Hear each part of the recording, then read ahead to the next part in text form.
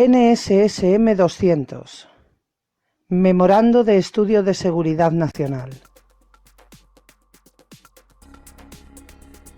El Memorando de Estudio de Seguridad Nacional 200, NSSM por sus siglas en inglés, se basa en otros memorandos de diferentes instituciones, tanto estadounidenses como internacionales, y de informes de las embajadas americanas de los países a estudiar. La CIA hizo su aportación a este memorando, igual que lo hizo para el 168, según lo que se puede ver por encima en la página web de la FOIA de la CIA. El informe se completó el 10 de diciembre de 1974 de manos del Consejo de Seguridad Nacional de los Estados Unidos bajo la dirección de Henry Kissinger, y fue adoptado como política oficial de Estados Unidos por el presidente Gerald Ford en noviembre de 1975. Originalmente fue clasificado, pero más tarde se desclasificó y se sacó a la luz por investigadores de los 90. Según se ve en el NSDM 314, del que hablaremos al final de este vídeo, que es la decisión que se adoptó al respecto por parte del gobierno después de valorar el NSSM 200, se puede ver como este no es más que la punta del iceberg, pues las 173 páginas del informe no les parecieron suficientes y se pidió que se siguieran elaborando estudios que apoyaran al memorando de Kissinger, cosa que pide el propio informe. De por sí, el NSSM 200 también es conocido por algunos como el informe Kissinger. Cuando el NSSM 200 salió a la luz en los 90, algunos congresistas que estaban en contra escribieron a los países afectados por el informe para pedir a sus presidentes que no claudicaran. El título elegido para el NSSM 200 fue Implicaciones del crecimiento de la población mundial para la seguridad y los intereses de Estados Unidos. Lo que se intentaba vender es que el crecimiento de la población en los países menos desarrollados representaba una preocupación de seguridad nacional para Estados Unidos, ya que incrementaría el riesgo de disturbios civiles e inestabilidad política en los países que tenían un alto potencial para el desarrollo económico. Lo que el memorando recomienda es dirigir un programa de reducción de la población en 13 países del tercer mundo, todos ellos productores de las materias primas necesarias para Estados Unidos. Norteamérica considera perjudicial para el crecimiento sociopolítico y económico de estos países y para los intereses nacionales estadounidenses que sus poblaciones sean numerosas, ya que su economía requiere de grandes y crecientes cantidades de minerales del extranjero, y según ellos, estos países pueden producir fuerzas desestabilizadoras de oposición en contra de Estados Unidos. Por ello, entre las recomendaciones del NSSM 200 está que los líderes estadounidenses influyan en los líderes nacionales de los países menos desarrollados y que se mejore el apoyo mundial a los esfuerzos relacionados con el control de la población, buscándolo a través de un mayor énfasis en los medios de comunicación masiva y otros programas de educación y motivación de la población por la ONU, la USIA y la USAID.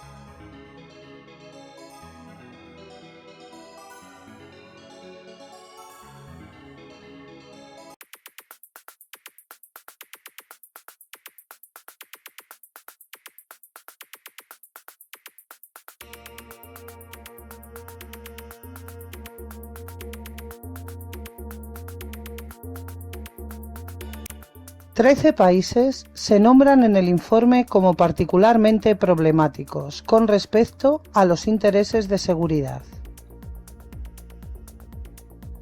India, Bangladesh,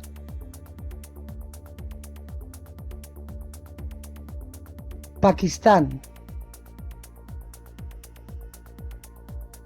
Indonesia, Tailandia,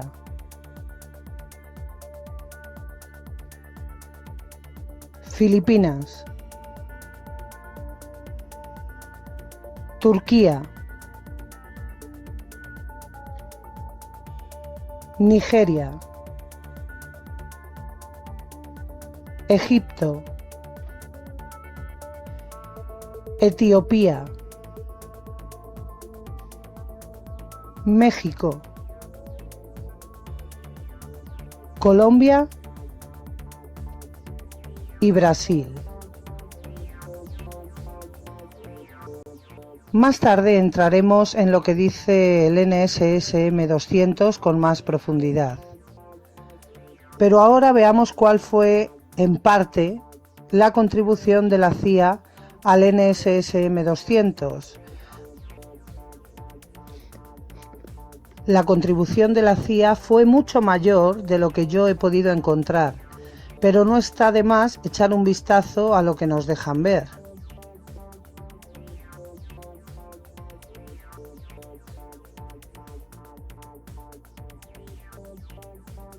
El documento empieza con la nota enviada por alguien, cuyo nombre se nos censura, a Klaus W. Russer. Parece mentira que con todas las implicaciones internacionales de Russer, sobre todo en Latinoamérica y también en Oriente Medio, sea imposible encontrar una biografía de este personaje. Klaus Russer fue el segundo del embajador Harry Slaudeman, que fue embajador en varios países latinoamericanos y lo fue durante la Guerra de las Malvinas en Argentina.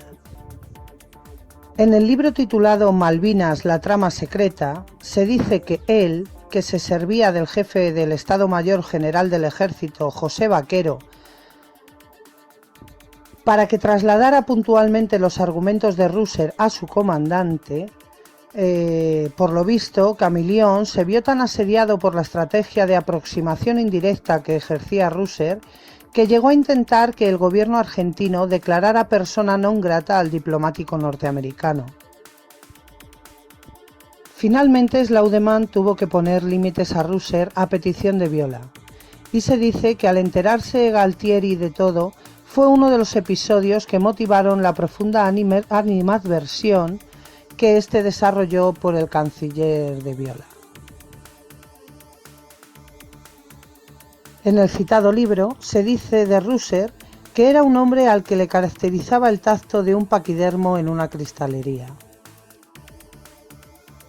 En el libro escrito por Graciela Moskowski, Timmerman, el periodista que quiso ser parte del poder, se dice que Klaus Russer era un defensor de la dictadura argentina y que informó a sus superiores en Washington de que dirigentes judíos le habían hecho saber que funcionarios argentinos les habían advertido que los dichos de Timmerman podían provocar violencia antisemita en Argentina. En esto sí estaban de acuerdo Camilión y Russer. Habrá que estudiar más a Russer, ya que parece que fácil no nos lo van a poner, pero vayamos con el documento que nos ocupa. En la descripción del vídeo podréis acceder al original y la traducción, pero ahora veamos algunas de las cosas que se pueden leer en la contribución de la CIA al NSSM 200. En la medida en que hay una mejora apreciable en el ingreso per cápita en un estado dado, habrá poca inclinación a cambiar las instituciones existentes por las nuevas, incluso en presencia de un rápido crecimiento de la población. El estancamiento o disminución en el crecimiento económico, por el contrario, tiende a crear presión para la revisión de los modelos económicos, vaya este o no acompañado de un rápido crecimiento de la población. Esta búsqueda tiende a buscar soluciones económicas que puedan restablecer el crecimiento del ingreso per cápita en lugar de los sistemas de control de la población. De hecho, solo China y Corea, entre nuestros modelos específicos, han adoptado planes nacionales de control de la población.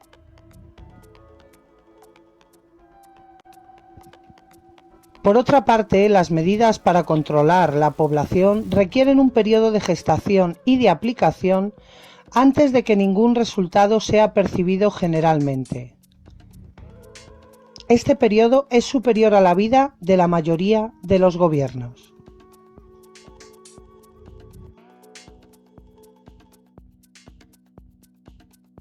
Los abortos legalizados y el alto nivel de empleo entre las mujeres han amortiguado la tasa, mientras que las asignaciones familiares dejan beneficios para las mujeres embarazadas y amplias instalaciones de cuidado de niños probablemente la han aumentado.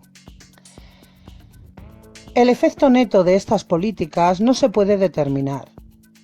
Lo más probable, la rápida urbanización que acompañó el desarrollo, fue el principal responsable de la caída de la tasa de natalidad de alrededor de 45 por 1000 en 1920 a su actual 18 por 1000.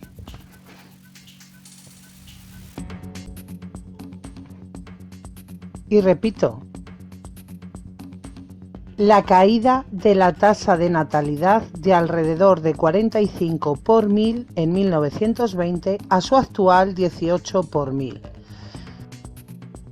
Los programas y prácticas gubernamentales que fomentan la maternidad, como las asignaciones familiares, las políticas de licencia liberales y numerosos centros de atención infantil, coexisten con aquellas que tienden a desalentarla, como los abortos baratos, las presiones sobre casi todas las mujeres que trabajan y las condiciones de hacinamiento en las viviendas. Aunque probablemente no por diseño, las prácticas que pueden hacer bajar la tasa de natalidad parecen ser las más numerosas y muchos de los programas que pueden interpretarse como pronatalistas, como el sistema de asignaciones familiares, probablemente no son muy eficaces. El documento de la CIA censura bastantes párrafos y, como siempre digo, lo mejor es juzgar por sí mismo y para ello es necesario tener toda la información o al menos cuanta más mejor. Por eso en la descripción del vídeo estará tanto la contribución de la CIA como el NSS-M 200 y el NSDM 314, aunque hay varios más, que está relacionado con el NSS-M 200. Ahora veamos algunas de las muchas barbaridades que se pueden leer en el NSS-M 200. Por otra parte, en ausencia de medidas draconianas, no hay posibilidad de que cualquier país menos desarrollado pueda estabilizar su población a menos del doble de su tamaño actual. Para muchos, la estabilización no será el primer golpe corto de 3 veces su tamaño actual. Decir que el NSS-M 200 es una previsión para reducción de la población de 1975 al 2075, es decir, a 100 años. No estamos todavía ni a la mitad. Antes de proceder a repetir el párrafo que acabo de leer, quiero explicar lo que son las medidas draconianas para que a todo el que vea este vídeo le quede bien claro lo que quiere decir ese párrafo. Se denominan medidas draconianas a las disposiciones o decretos que son especialmente crueles o severas para las circunstancias. Y tal adjetivo proviene de Dracón, legislador ateniense del siglo VII a.C., que publicó las primeras leyes escritas de Grecia y a quien suele culparse de su excesivo rigor, aunque él no las inventó, pues era costumbre entre los griegos desde hacía ya muchos años que los robos se pagaran con la muerte y que quien no podía pagar sus deudas cayera en la esclavitud. Pero finalmente los griegos desterraron a Dracón, derogaron sus leyes y crearon un nuevo código civil menos severo. Y ahora que todos sabemos lo que son las medidas draconianas, repito el párrafo.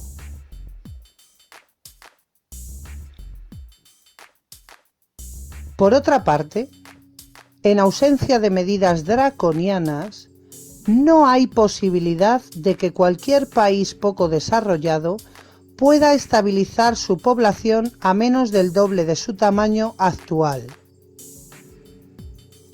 Para muchos, la estabilización no será en el primer golpe, sino en uno corto de 3 veces su tamaño actual. Es decir, que en ausencia de esas medidas draconianas de las que hablábamos, no hay posibilidad de que los países poco desarrollados puedan estabilizar su población a menos del doble de su tamaño de 1975. Sin embargo, el objetivo es reducirla a 3 veces su tamaño actual. Es decir, que las medidas draconianas deben ser llevadas a cabo sí o sí. Tal vez ahora podamos entender el informe Iron Mountain. Al parecer, la reducción de la población en los países menos desarrollados va de la mano con menos bocas que alimentar. En un punto llega a decir: desde el punto de vista de los intereses de Estados Unidos, tales reducciones en las necesidades de alimentos de los países menos desarrollados serían claramente ventajosas. Y dice también: la posible e importante relación entre la rápida disponibilidad de minerales y el crecimiento de la población es más indirecta que directa.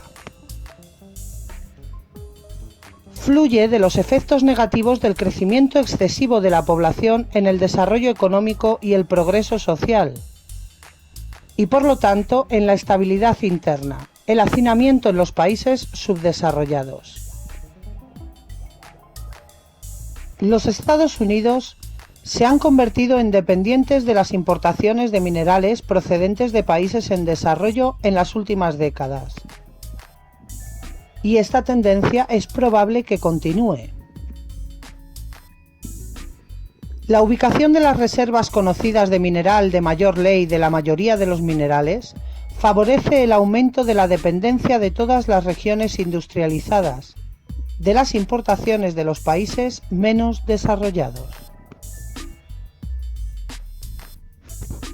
Los problemas reales de los suministros de minerales se encuentran no en la suficiencia física básica, pero sí en las cuestiones político-económicas de acceso, términos de explotación y exploración y la división de los beneficios entre los productores, los consumidores y los gobiernos de los países de acogida. Los conflictos laborales, el sabotaje o los disturbios civiles pondrán en peligro el correcto flujo de los materiales necesarios. A pesar de que la presión demográfica obviamente no es el único factor involucrado, este tipo de frustraciones son mucho menos probables en condiciones de crecimiento de la población lento o nulo. Atención a cómo empieza el siguiente párrafo a leer. Niños de calidad frente a la cantidad. Y repito, niños de calidad frente a la cantidad.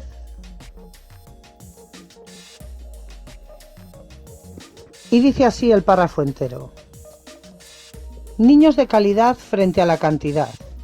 Los padres toman las decisiones de inversión en un sentido, por sus hijos. Los niños más saludables y los mejor educados tienden a ser económicamente más productivos, primero como niños y más tarde como adultos.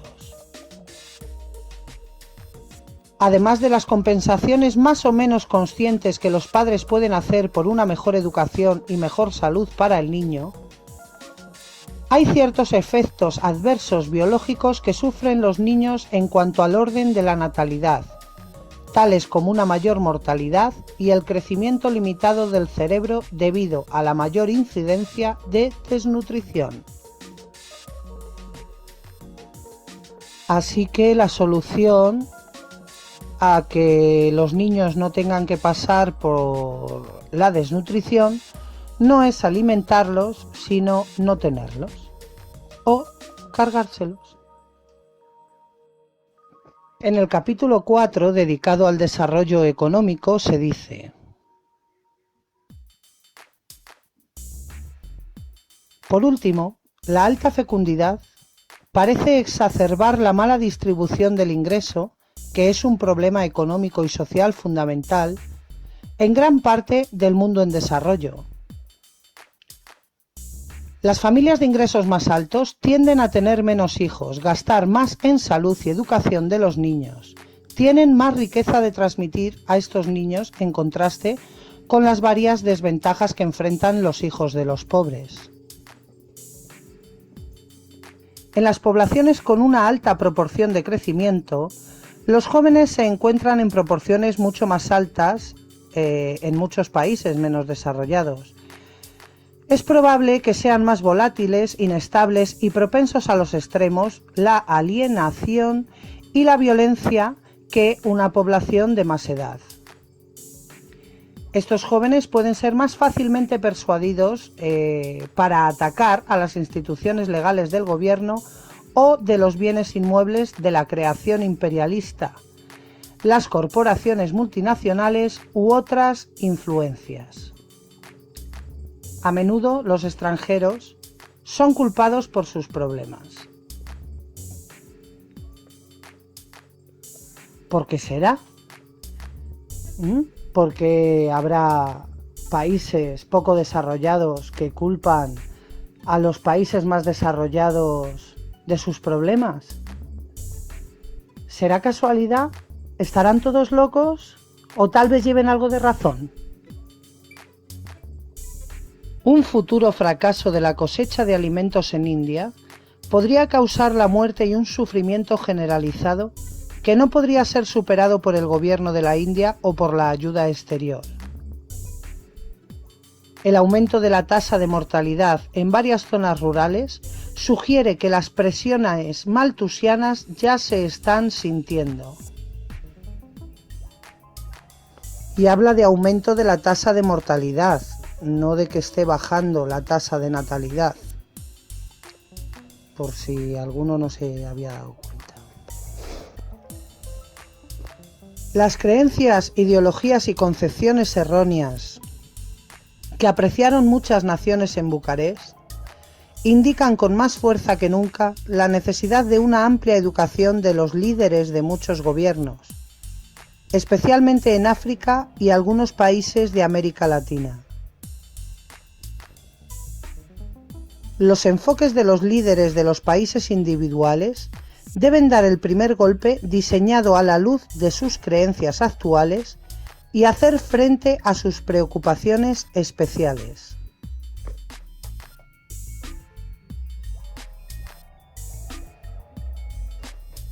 De año en año, estamos aprendiendo más acerca de lo que es posible en cuanto a la reducción de la fertilidad en las diferentes situaciones de los países menos desarrollados. Teniendo en cuenta las leyes de crecimiento compuesto, incluso comparativamente pequeñas reducciones en la fertilidad en la próxima década harán una diferencia significativa en el número total para el año 2000 y una mucho más significativa para el año 2050.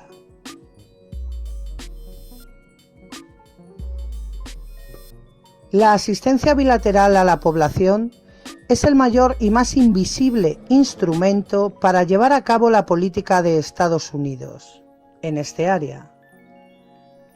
Otros instrumentos incluyen el apoyo y la coordinación con los programas de población de los organismos multilaterales y agencias voluntarias, fomento de consorcios multilaterales de los países y los grupos consultivos para enfatizar la planificación familiar en el examen de las solicitudes de los destinatarios globales del progreso y la ayuda, y la presentación formal e informal de puntos de vista en las reuniones internacionales, tales como conferencias de alimentos y de población. Las estrategias específicas de cada país deben ser resueltas para cada uno de los países de más alta prioridad y para los de menor prioridad. Estas estrategias tendrán en cuenta factores tales como las actitudes y sensibilidades nacionales sobre planificación familiar, el cual será el más aceptable entre los instrumentos, las oportunidades para el uso eficaz de la asistencia y la necesidad de capital externo o de ayuda a la explotación.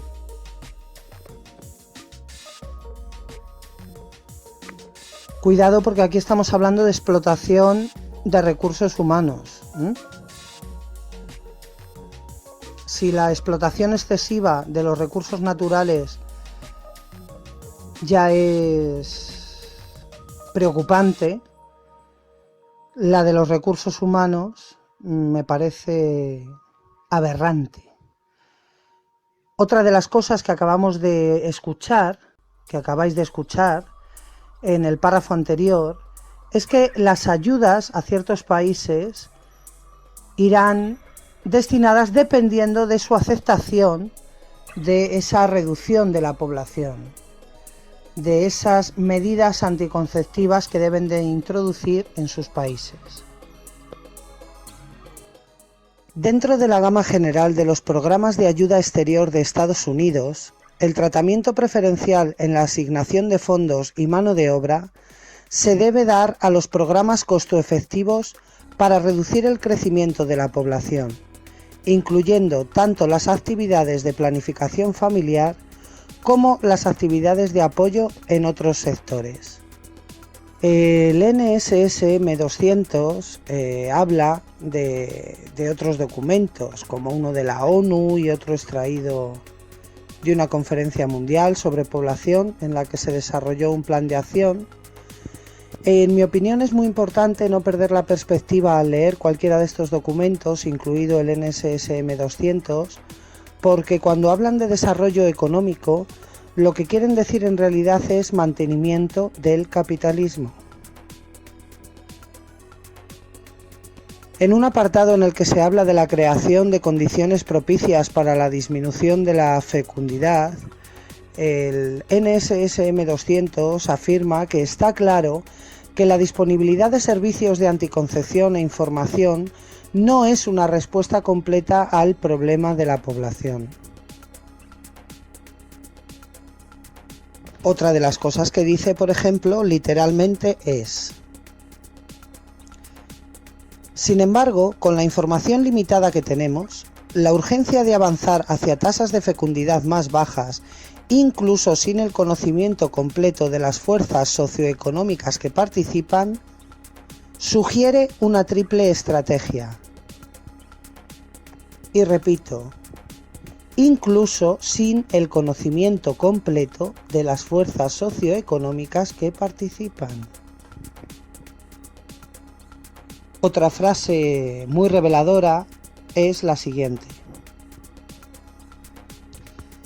concentrarse en la educación y el adoctrinamiento de la nueva generación de niños con respecto a la conveniencia de una familia más pequeña. La comida es otro motivo de especial preocupación en cualquier estrategia de población. Las reservas de alimentos adecuados deben crearse para establecer periodos de grave escasez y los esfuerzos de los países menos desarrollados en cuanto a la producción de alimentos deben ser reforzados para satisfacer el aumento de la demanda resultante del crecimiento de la población y los ingresos. Las metas de producción agrícola estadounidenses deben tener en cuenta los requisitos normales de importación de los países menos desarrollados, así como los países desarrollados, y de la pérdida de cosechas ocasionales probables en las principales partes del mundo menos desarrollado. Sin mejorar la seguridad alimentaria, habrá presión, como consecuencia, posibles conflictos y el deseo de tener familias grandes con fines de seguridad, socavando así otros esfuerzos de desarrollo y control de la población. Supongo que os habréis quedado, pero repito una frasecita para el que no. Las reservas de alimentos adecuados deben crearse para establecer periodos de grave escasez. Y se quedan tan anchos. Y el último párrafo que voy a reseñar en este vídeo es el siguiente. Por lo tanto, para ayudar a lograr la reducción de la fertilidad en los países menos desarrollados, no solo debe la planificación familiar estar muy arriba en la lista de prioridades para la ayuda exterior de Estados Unidos, sino que la alta prioridad en la asignación de los fondos debe administrarse a los programas de otros sectores que contribuyen de una manera rentable en la reducción de crecimiento de la población. Y así es donde llegamos al NSDM 314. NSDM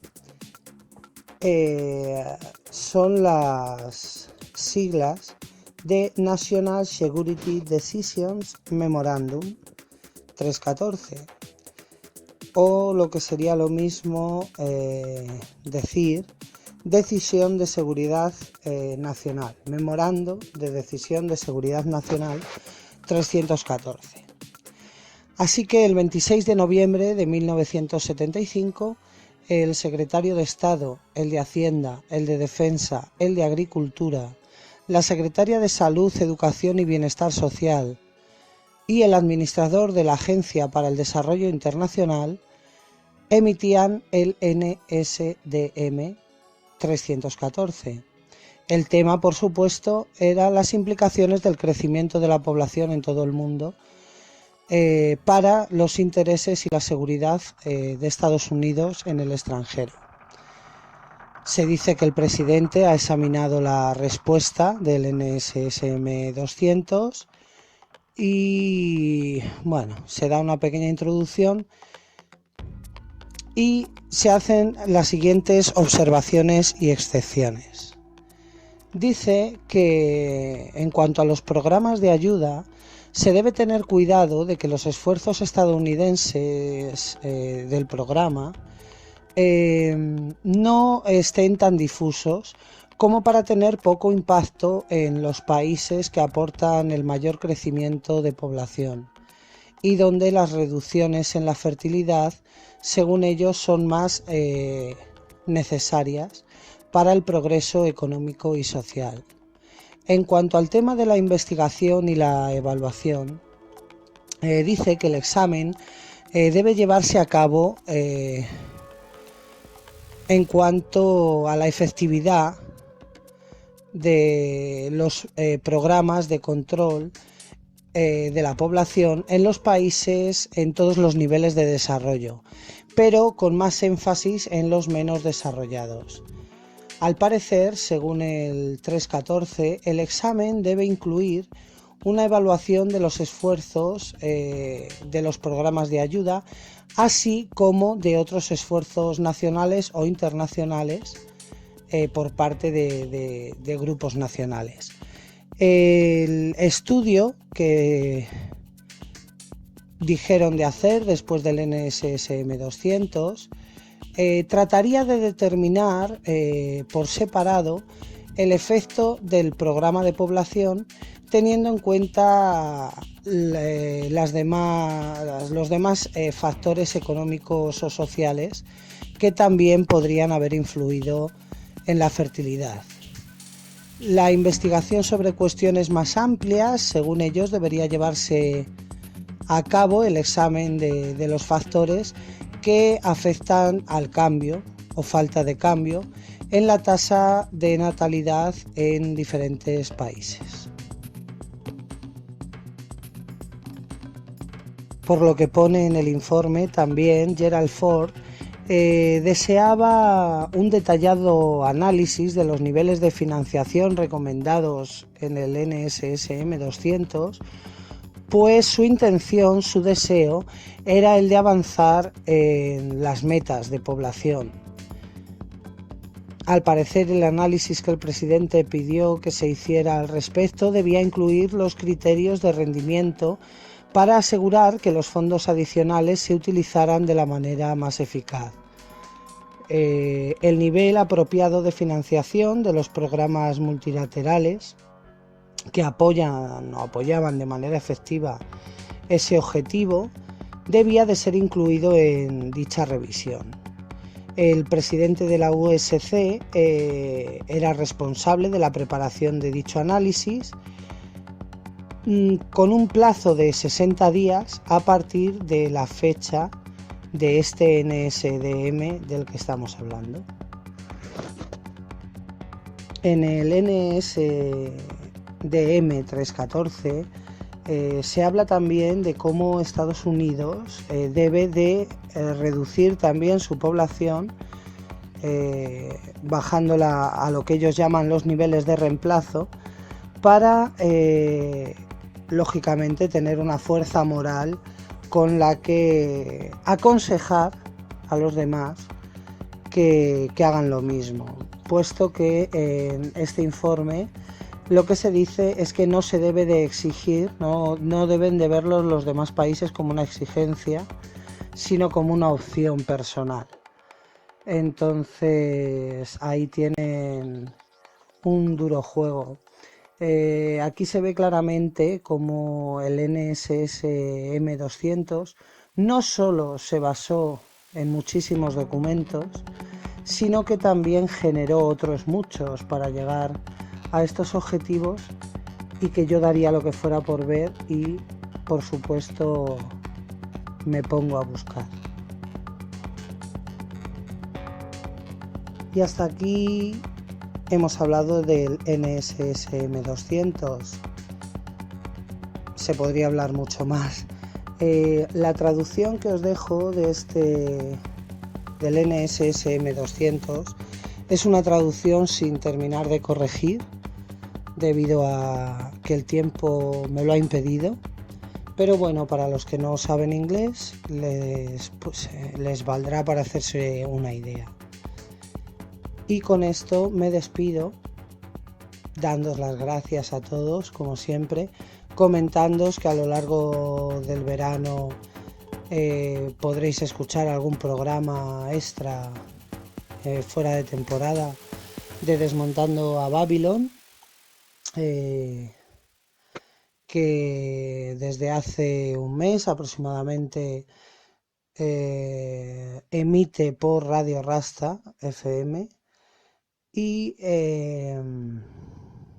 ahí seguiremos, amigos.